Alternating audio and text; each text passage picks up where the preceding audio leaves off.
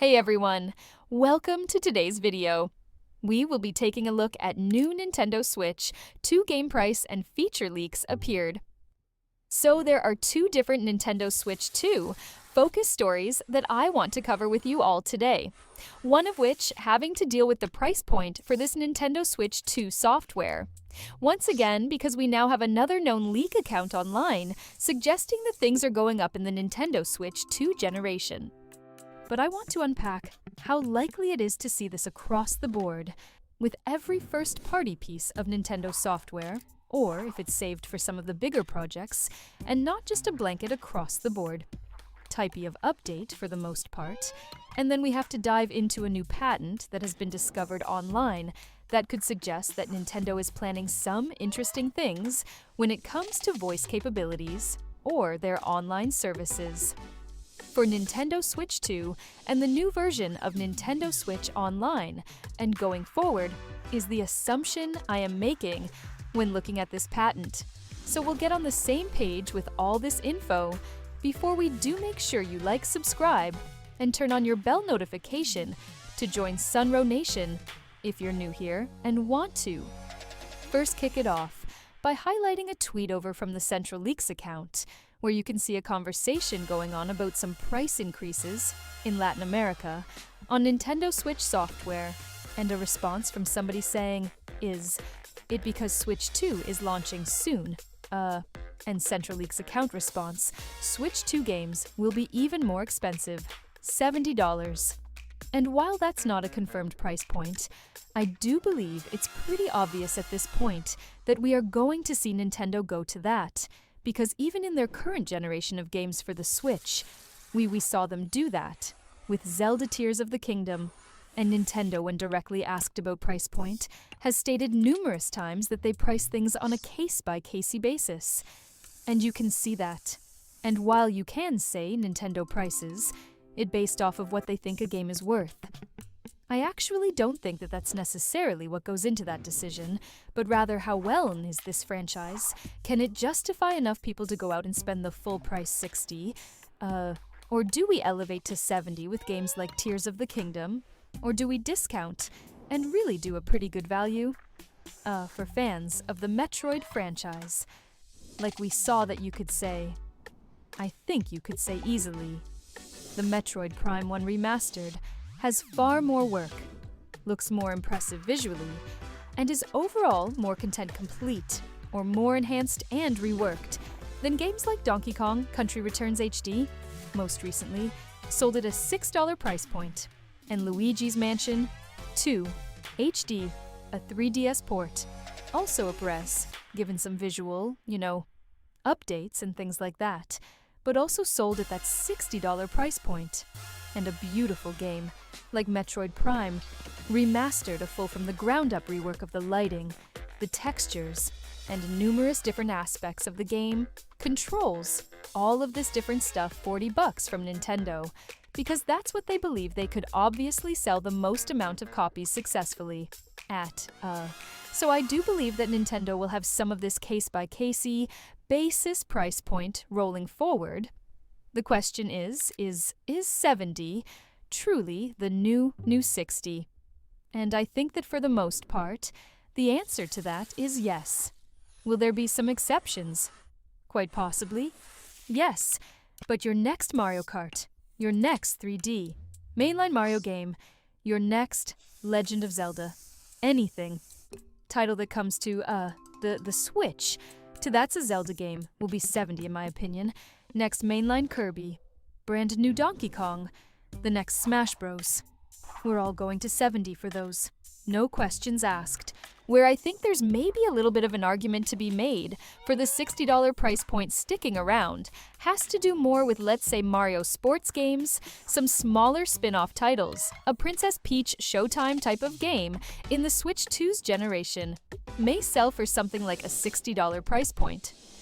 Instead of 70, I can still see Nintendo keeping that price point around for certain titles that are not near as ambitious, and definitely, just obviously from the trailers, a more simple project. But I do think that 70 is going to be the new baseline for everything that is a true next version of a beloved household franchise.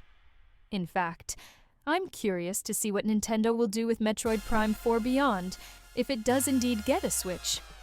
2 specific version, like I am thinking it will, because they might actually price that game at $70 for the Switch 2 version and $60 for the Switch 1 version. So we could even have some cases where a cross-generational game like that, because of the enhancements, you're paying $10 more.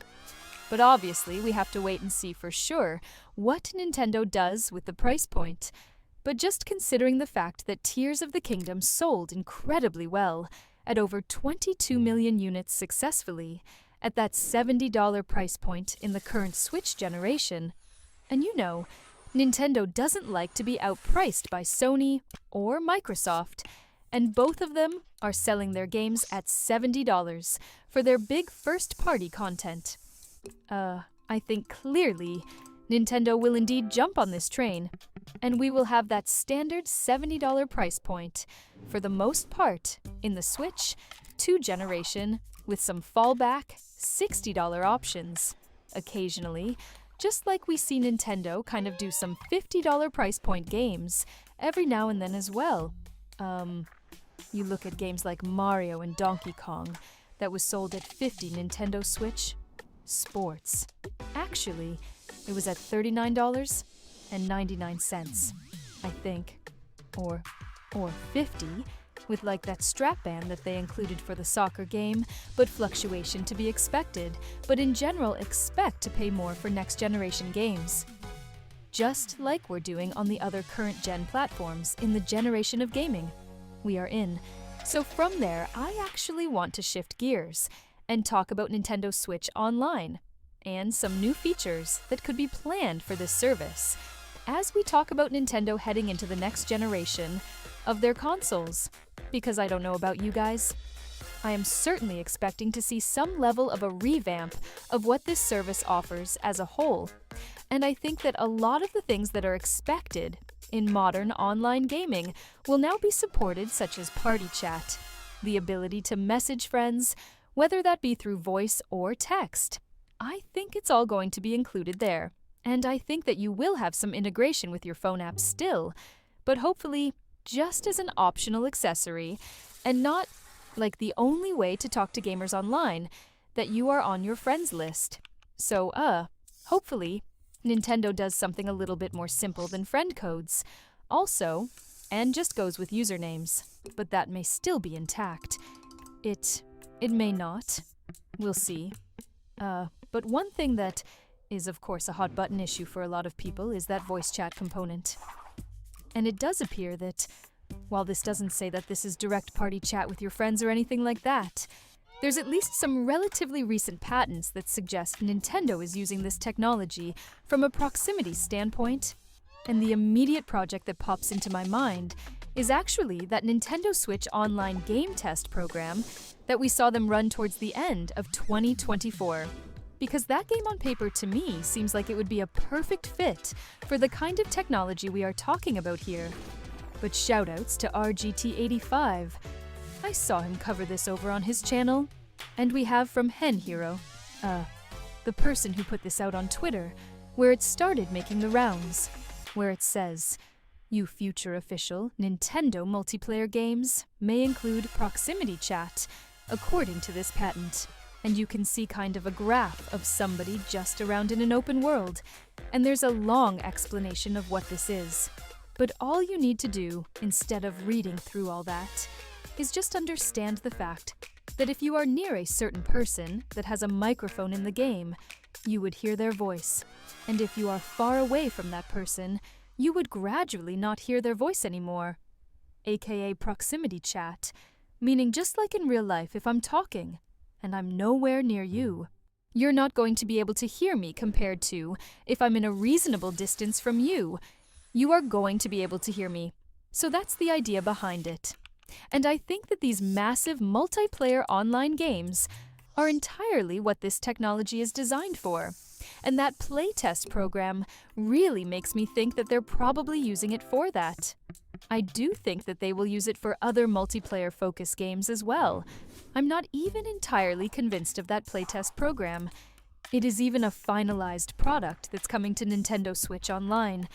It very well could be it felt very either simple or unfinished, or maybe just Nintendo was literally testing the servers on how they could support a ton of players on their own end, and built kind of a simple game to throw together, where you're lighting up the beacons and stuff like that.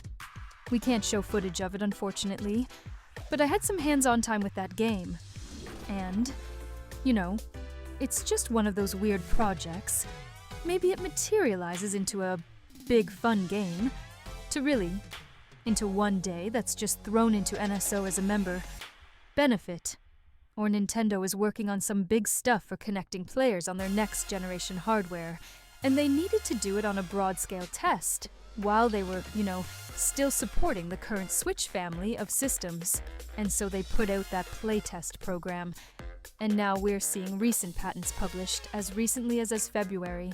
So very recent that does outline some of those voice chat features, where when you're around people, they're going to be able to hear you. And I just believe that not only are they going to implement that this console generation, but also the ability to hop into a room with people on your friends list.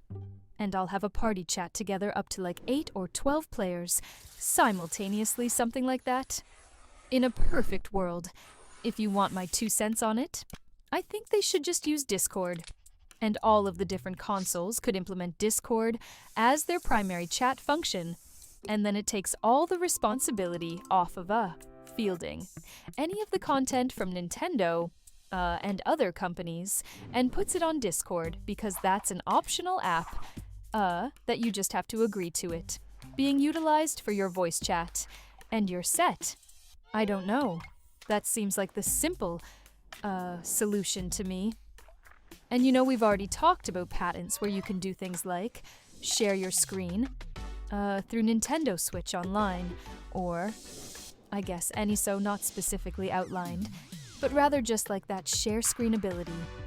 We've seen patents for just like what PlayStation does, where you have the ability to share your gameplay with another player. I'm expecting that to be in the next generation of Nintendo Switch Online features. And I just think that overall Nintendo's going to dive into a lot more of these social connected gameplay ideas that come along with modern games in 2025 and beyond. And they are launching a new start of a new console generation. So clearly these things need to be there day one and going forward. And I think this is just yet more proof that that voice chat idea is something that will be heavily focused on in the Switch too. Not to mention, it's probably most likely that that C button is some kind of community hub that pops up when you press it. And that's actually how you are easily able to chat and connect. Connect with all of your different friends.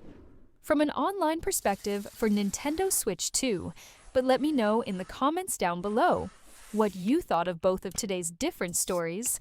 Are you any more or less convinced that $70 is the price point for Nintendo Switch 2 games going forward?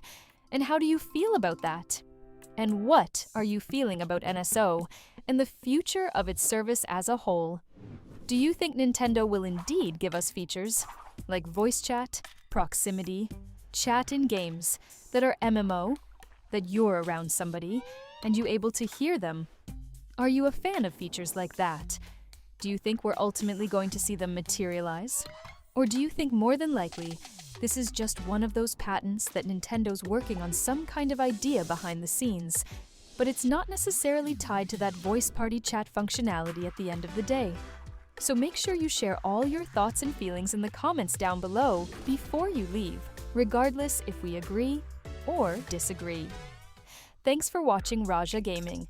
Please leave a like and comment your favorite game on the list, and subscribe.